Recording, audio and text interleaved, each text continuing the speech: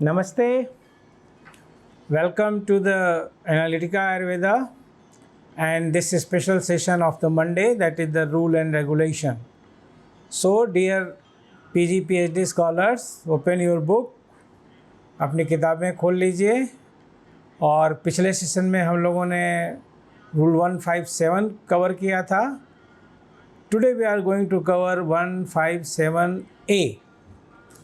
So just to summary, we have discussed who are the personnel required as per the law to get the license, and there was a lot of options, right from BMS to the B Pharm Ayurveda to the BSc and to the just an experience, right? So this situation should be rectified. There should be very clarity. There should not be any ambiguity that anyone by the just some kind of the facilitation to the industry, and they may just enroll a person on some very nominal fees, and ultimately the production is affected. So today we are going to the 157A. So the maintaining of records of the raw material used by licensed manufacturing unit of Ayurveda, Siddha, Unani drugs in the preceding financial year. The question, why it was invented, why it was inserted in this section, and it is the just 2009 when it was inserted into the main rule. Because there was a lot of problem into the availability of the raw material of the every origin, herbal, metals, and as well as the animal product. So government thought to have a record and to supply the things in a very proper way. So they started for the generation of the data that schedule TA should be filled by the every manufacturing unit, and then the government will analyze what is the real situation about the availability of the raw material of the materia medica which is involved into the production of the Ayurveda, Siddha and Unani drugs. Just for a coincidence, I am giving you one example. At the outset, I congratulate every citizen of the country for the Nari Shakti Samvardhan Bill. In a very simple word, the women reservation, 33% women reservation in the all legislative forums of the country, the assemblies and the parliament. And in the new Sansad Bhavan, that is the new Vista, this is the first bill which was debated just yesterday, on the 20th. Introduced on the 19th, and the 20th is the debate, and the late night there was voting. See what is the case here. It is passed, but when the new boundaries of the new dimension, new dimension area, Pariseman word is there, means there will be new allocation of the parliamentary seats, and then the counting census, and then what is the percentage, and then it will be implemented. मतलब पहले जनगणना होगी, प्रतिशत देखा जाएगा, फिर लोकसभा और विधानसभाओं की सीट्स का जितनी भी हैं उनका परिसीमन होगा, री एलोकेशन होगा, नई कॉन्स्टिट्यूएंसीज बनेंगी पार्लियामेंट की या विधानसभाओं की, और तब जा कर के ये 33% रिजर्वेशन लागू होगा. ये एनालॉजी मैं यहाँ कहाँ बैठा रहा हूँ. भारत सरकार भी यही डाटा चाहती थी. डाटा के अभाव में ही, due to the lack of the data, it is not being implemented its immediate effect, which women reservation bill. इसका एक बड़ा सुंदर सा नाम है. सो नारी शक्ति संवर्धन बिल. अगर शब्दों का हेरफेर हो रहा तो मुझे याद नहीं, क्योंकि मुझे जहाँ तक याद है इसमें 2 शब्द तो हैं ही हैं, नारी शक्ति, और तीसरा शब्द भी कोई हो सकता है वहाँ. जो कि अभी मेरे पास कोई न्यूज़पेपर नहीं है कि मैं इसको वेरीफाई कर लूँ। और गूगल द ग्रेट तो सब कुछ कर सकते हैं, लेकिन चलिए इस पर डिस्कस करते हैं। क्या है? हाँ, बंधन है ना। हाँ, नारी शक्ति बंधन अधिनियम। हमारे पीजी स्कॉलर्स भी बैठ करके इनका ये वी आर आपके तो ये रिकॉर्डिंग जाती है, और हमारे स्कॉलर्स जो यहाँ पर हमारे साथ हैं वो बैठ के रूबरू, जिसको अपने जामनगर की भाषा में कहें तो बैठ के पढ़ते हैं। तो नारी शक्ति बंधन अधिनियम, वो बंधन को मैं जरा संवर्धन मेरे मस्तिष्क में कहाँ से आ गया था, तो ठीक है, नारी शक्ति बंधन अधिनियम, नारी शक्तियों का बढ़ाना भी ठीक है। यहाँ तो थोड़ा और पोलाइटनेस है, बंधन शब्द है, संवर्धन का मतलब कि यहाँ थोड़ा एम्पावरमेंट वाली बात आती है। चलिए, नारी शक्ति बंधन अधिनियम, ठीक है। तो वो अभी रुक गया। रुक किस लिए गया? कि डाटा नहीं है कि कितनी लोकसभा कितनी विधानसभा की सीट्स हैं। इसी तरीके से भारत सरकार को बड़ी दिक्कत हो रही थी, आयुष मंत्रालय को या और भी जो संबंधित विभाग हैं, कि वास्तविक स्थिति क्या है, कितना रॉ मटेरियल और किस तरीके का raw material, herbs, extract, animal origin, mineral, metals, कितना किस किस तरीके के, बहुत सारे बैंड में हैं, बहुत सारे पॉइजनस सब्सटेंस हैं जिनके की बहुत राशनिंग है। जैसे कि यू कांट परचेज संख्या, आपको भरे बाज़ार में आपको किसको क्या खरीदना है, इसके लिए ढेर सारे कुछ नियम कानून बने हुए हैं, स्पेशली शेड्यूल ई की ड्रग्स पे। तो ये सबको देखते हुए ये हुआ कि एक डाटा इकट्ठा किया जाए, उसके हिसाब से सप्लाई होगी, उसके हिसाब से अवेलेबिलिटी एश्योर की जाएगी।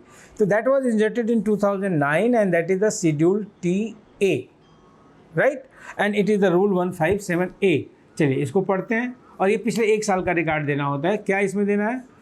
Each licensed manufacturing unit of Ayurveda और सिद्धा और Unani drugs shall keep a record of raw materials used by it each licensed manufacturing unit of Ayurveda, Siddha or Unani drugs as the case may be in the proforma given in Schedule TA. In the proforma given in Schedule TA, in respect of all raw materials utilized by that unit in the manufacturer of Ayurveda or Siddha or Unani drugs in the preceding financial year, and shall submit the same by the 30th day of June of the succeeding financial year to the State Drug Licensing Authority of Ayurveda, Siddha, Unani drugs, and to the National Medicinal Plant Board or any agency nominated by the National Medicinal Plant Board for this purpose। बात clear है एकदम से, बड़े साफ शब्दों में बताएगी कि रॉ मटेरियल कितना किस तरीके का अवेलेबल है और नहीं है, इसका डाटा उसके हिसाब से ही फिर national medicinal plant board wild cultivation या एग्रीकल्चरल कल्टीवेशन या किस एक जोन से दूसरे जोन की सप्लाई, ये सारी चीज़ें शोड की जाएंगी। तो there is a need of data. तो for this data it is the schedule TA under Rule 157A, and every company, licensed company, has to submit this data of the previous financial year 1 अप्रैल से 31 मार्च तक का, 31 मार्च तक का जो data है वो 30 जून तक सबमिट करना है। तो आपको अप्रैल मई जून 3 महीने का टाइम है कि अपने पूरा हर वैरायटी को कलेक्ट कर लीजिए, इकट्ठा कर लीजिए। ये हमने लिया था, इतना यूज हो गया, इतना बच गया, ये भी बताना है। ये भी बताना है कि हमने इतना ख़रीदा था एंड ये बच गया, हम इसको यूटिलाइज नहीं कर पाए, हम इसको इस फाइनेंशियल ईयर में, सक्सीडिंग फाइनेंशियल ईयर में हम इसको यूज कर रहे हैं।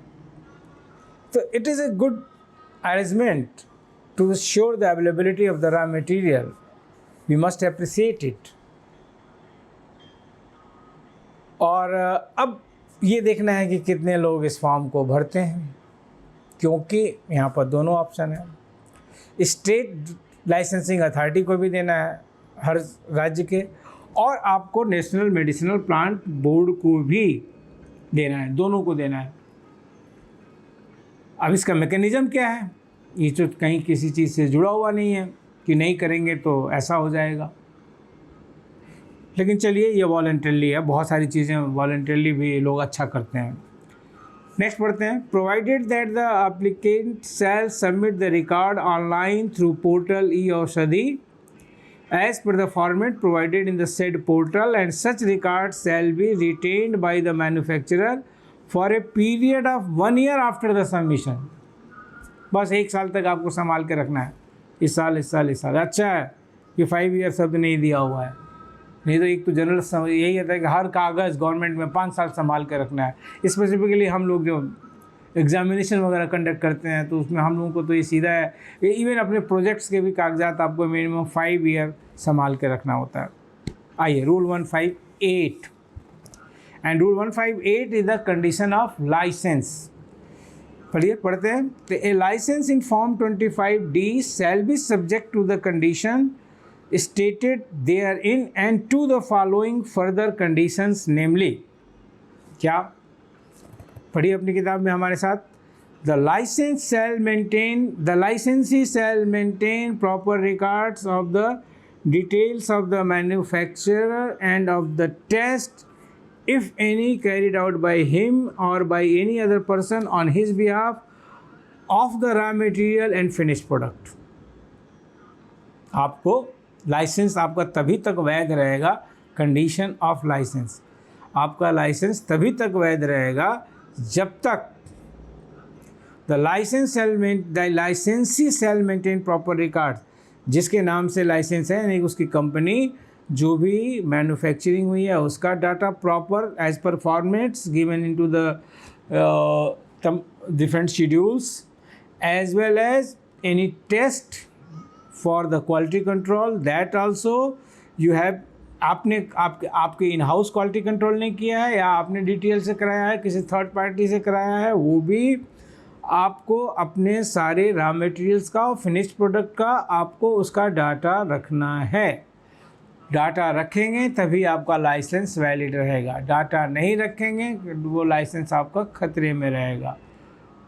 नॉट डॉक्यूमेंटेड नॉट डन, एक छोटा सा सिद्धांत है।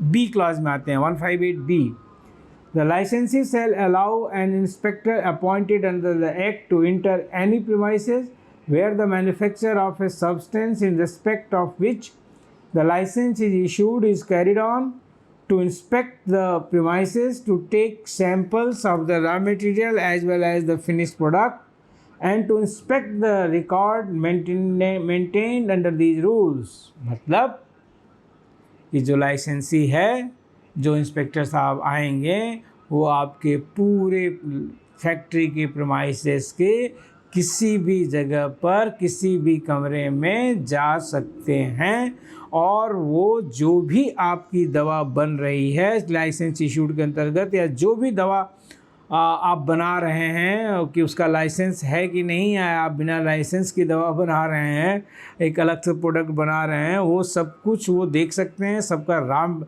सैंपल ले सकते हैं, चाहे वो रॉ मटेरियल हो चाहे वो फिनिश्ड प्रोडक्ट हो। और इसमें एक लाइन तो नहीं लिखी हुई है, लेकिन मैं जहाँ तक समझता हूँ कि इंटरमीडिएट प्रोडक्ट्स का भी वो ले सकते हैं, क्योंकि बहुत सारी दवा तो एक ही दिन में नहीं बन जाती है आयुर्वेद की हमारी, तो इंटरमीडिएट स्टेजेस भी होती हैं। तो इट मे बी पॉसिबल कि अगर उनकी इच्छा हो इंस्पेक्टर साहब की, तो रॉ मटेरियल और फिनिश प्रोडक्ट के अलावा बीच की भी किसी स्टेज की ले सकते हैं, लेना भी चाहिए, है ना। तो आगे चलते हैं, और आपके रिकॉर्ड्स भी देख सकते हैं, जो आपने खाली रॉ मटेरियल और प्रोडक्ट ही नहीं, आपके रिकॉर्ड भी इंस्पेक्टर साहब चेक कर सकते हैं। See the applicant and inspector shall submit the record online through e-औषधि portal as per the format provided in the portal। अभी 2021 में आ गया, तो 2021 से e-औषधि आपका लिए कंपलसरी है। तो यहाँ पर आपकी जो भी फाइंडिंग है, जो भी रिपोर्ट है, सब आपको ऑनलाइन जमा करनी है। जैसे कि NCISM के सारे इंस्पेक्शन की रिपोर्ट किसी समय पे, आज से 10 साल पहले हम लोग जब जाया करते थे तो स्पीड पोस्ट किया करते थे, पार्सल इतना मोटा मोटा जाता था कॉलेज का पूरा। अब सब डिजिटलाइजेशन है, सब पोर्टल पर आपका पासवर्ड मिला है, आप यहीं से सब अपलोड कर दीजिए। तो ये उसी तरीके से आपका ई औषधि भी है। अभी जैसे कि नाक का जितनी भी विजिट्स होती हैं एक्रेडिटेशन के लिए, वो सब भी अब सब कुछ डिजिटलाइज है। अब एक केस के बारे में यहाँ पर चर्चा की गई है, उसको भी पढ़ लेते हैं कि nature and scope reading of section 2, 3A and B, 33E, 33E C, 33 I and rules 153, 158 shows that the act is confined to use of Ayurvedic medicine containing alcohol for diagnosis, treatment, mitigation or prevention of disease and not to use as alcoholic beverage. Under the rules, the manufacture of Ayurvedic drug for sale alone is regulated. There is no provision on the rules regulating the use of such drug as alcoholic beverage. State of Bihar, West Sri Baidyanath Ayurved Bhavan 2005। हाँ, ये बहुत शानदार मुकदमा था। इसके बारे में जब भी संधान कल्पना के ऊपर हमको आपसे बात करनी होती है पीजी पीएचडी स्कॉलर्स को, तो ये कोर्ट केस जो है हम रिफ़र करते हैं। और ये बैद्यनाथ ने अच्छी लड़ाई लड़ी बिहार सरकार से। बिहार सरकार का कहना ये था कि आपका आसो अरिस्ट में अल्कोहल की मात्रा है और इस पर वो एक्साइज टैक्स लेंगे। बैद्यनाथ भवन ने कहा कि नहीं, ये हमारी औषधि उपयोग के लिए है और इसमें जो अल्कोहल है वो प्रक्रिया में जनरेटेड है, सेल्फ जनरेटेड अल्कोहल है। During the manufacturing of the medicine it is produced, we have not added और from anywhere and it is never use for the as a alcoholic beverages. तो इस पर हम एक्साइज नहीं देंगे। बिहार सरकार ने उस पर कुछ अच्छा दबाव बनाया, प्रोडक्शन भी बंद रहा उनका कुछ दिनों तक, मुझे जहाँ तक ज्ञात है पक्का बंद रहा। फिर वो हाई कोर्ट पटना गए और वहाँ उनकी सुनवाई हुई, वहाँ भी दलीलें दी गईं और अंत में बैद्यनाथ को डिक्री मिली कि हाँ, आपका जो ये आसो अरिस्ट है वो अल्कोहलिक बेवरेज नहीं है। लेकिन एक सवाल तो यहाँ बनता है ना, इसकी चर्चा तो यहाँ नहीं करने से अच्छा है कि जब वो आएगा तब चर्चा करेंगे। पैकिंग वाला सिनेरियो जो है, रूल 167 या रूल 168, 169, 170, 170 तो नहीं है, 169 या 161 इसी के आसपास का वो कैटेगराइजेशन है। मैं तुरंत आपको देख करके क्लियर ही कर दे रहा हूँ कि where it is the given. तो rule 168, yes, I was right. Also an arrest, the upper limit of alcohol as self-generated alcohol should not exceed 12% volume by volume, excepting those that are otherwise notified by the central government from time to time. Rule 168, तो जो 16% भी permissible है और ये यहीं पर permissible है, पीछे के रूल में है और ये परमिसिबल है। आप आ जाइए,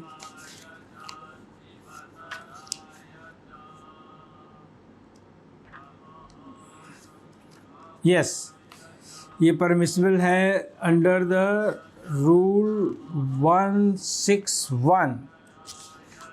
rule 161 clause 9th 10th, right? Rule 1613 and then 9th and 10th, 9th A and 9th B, sorry, not 10th.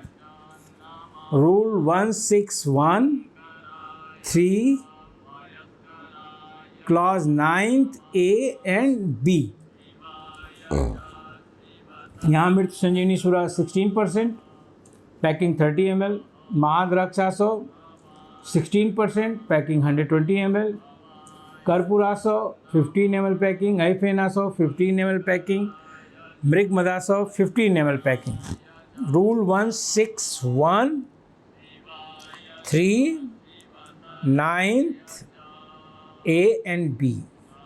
Rule 168, that is the 12%। अब ये मुकदमा जो है इंस्पेक्शन के दौरान जब आया था कंडीशन ऑफ लाइसेंस, तो बिहार सरकार ने बैद्यनाथ भवन के लाइसेंस पर रोक लगा दी थी 800 वरिष्ठ बनाने के।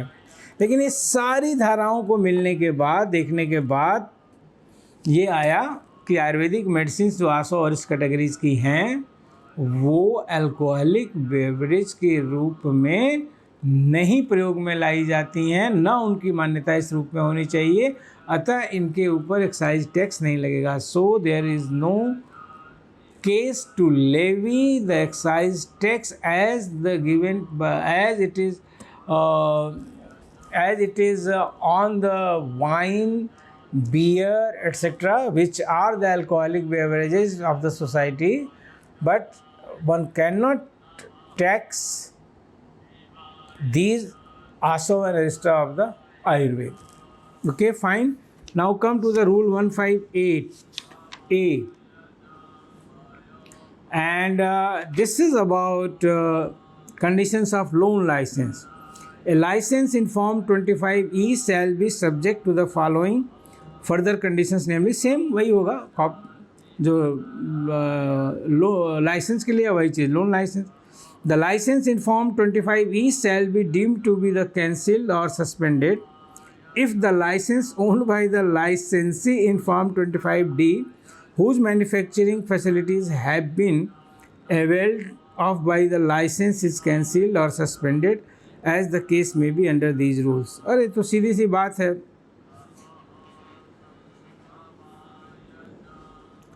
अगर हम किसी के ऊपर पैरासाइट हैं और हम जिसके ऊपर पैरासाइट हैं उसके जो होता है वही हमारा होगा। अगर हमने लोन लाइसेंस जिसके प्रेमाइसेस पर लिया है वो पहले 25D में लाइसेंस ही है, अगर उसके लाइसेंस को कोई ख़तरा होता है, वो रद्द होता है या सस्पेंड किया जाता है, तो जो उसके ऊपर लोन लाइसेंस लिया है वो ऑटोमेटिकली रद्द हो जाएगा या सस्पेंड हो जाएगा। This is very clear, it is natural justice.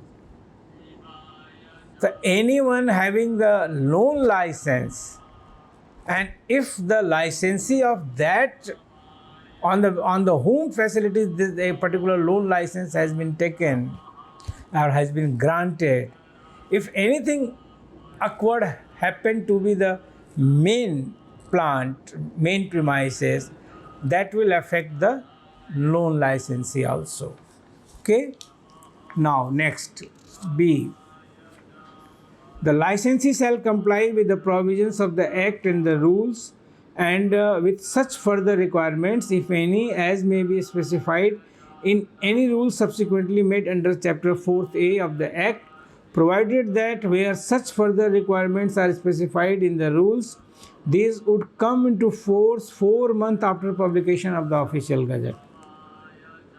important आता है बात, आप जो कर रहे हैं, जिस आधार पर आपने लाइसेंस लिया है वो सब तो आपको करना ही करना है, और आप करें हैं तभी आपको लाइसेंस मिला हुआ है और आपको लोन लाइसेंस मिला हुआ है। But if any change in the existing rule and regulation on the basis of which you have been granted a license, then you have to compile that, then you have to make the compliance of the new to,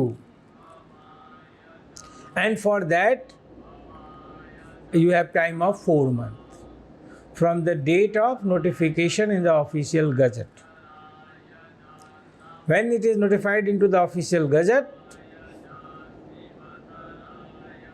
the new all the new licensees, they have to cope up, they have to fulfill that criteria, but the old one, they have a phase of 4 months to cope up the new requirements, new rule and regulations, and if new requirement, if change in the format or any change, you have to do it. Time frame is 4 months. The licensee shall maintain proper record of the C. The licensee shall maintain proper record of the details of the manufacture and of the test, if any, carried out by him or any other person on his behalf of the raw material and the finished product. Loan licence वाला भी वही करेगा. The licensee shall allow an inspector appointed under the Act to inspect all registers and the records maintained under these rules, and shall supply to the inspector such information as he may require for the purpose of the ascertaining whether the provisions of the Act and the rules have been observed. Ditto same जो लाइसेंसी करेगा और वही जो है ये loan licensee भी करेंगे. Then the applicant and the inspector shall submit the record online through eAushadhi portal as per the format provided in the said portal, right? Now the E is the applicant and inspector shall submit the record online through e-Aushadhi portal as per the format provided in the said portal. Everything is in this way, means the loan licensee also has to comply the provisions which has been notified time to time. So this is all about the rule 158A. Next we will go very important, really very important, and it is game changer. Rule 158B. It is game changer. Notified into the 2010, 10th August 2010. Yes. The guidelines for the issue of license with respect to the Ayurveda Siddha Unani drugs. Rule 158B is the one of the most important rule, which is the game changer. Here we have to go to the Shaundarya, Prasadhak, Balya and Ghan Sattva, all these, and the two tables. That will be really very enjoyable. We will discuss all these on the next Monday. Till date, thank you, नमस्ते. Analytica Ayurveda से जुड़े रहिए, अपने सवाल भेजिए और thank you for your all kind support. Good day.